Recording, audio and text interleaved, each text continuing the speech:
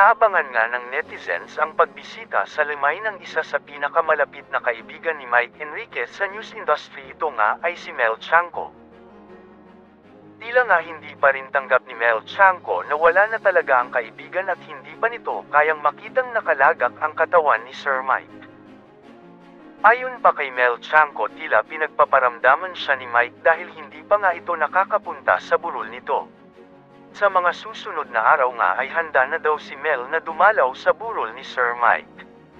Samantala nagbigay naman ng pahayag si Mel Tiangco na wala siyang kaalam-alam sa sitwasyon noon ni Mike Enriquez, ni hindi nito alam na malala na pala ang kondisyon nito.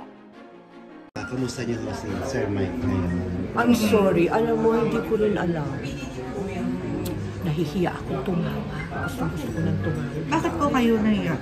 Baka sabihin ano ba to? Pati ako chinichismis. Hindi ako concern. Ayoko. Oo nga, ayoko.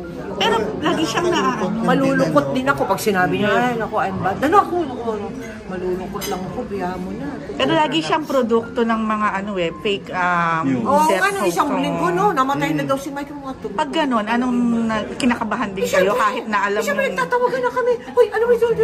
Tita, sabi naman sa sa newsroom. Tita, hindi. Tatangkapin namin yung galing dito sa newsroom. Diba? Walang kasinungalingan. Nung nalabas yung fake news na yun, hindi pa namin nakausap si Sir Mike. Hindi pa.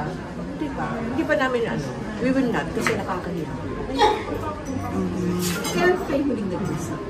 Nung bago siya umalis, nung bago siya nag-leave. Nag-leave siya kasi kailangan niya magpa-test, sinabi niya. Kailangan niya, kalimutan ko kung ano yung papatest niya. Basta magpapatest daw siya ng something. Kailangan nag-overnight daw siya sa... hindi pa siya bumaba. Kaya nakita. So kahit po text, wala kayong textan? Kahit po text, hindi kayo nagkaka-textan ni Sir Mike? Hindi.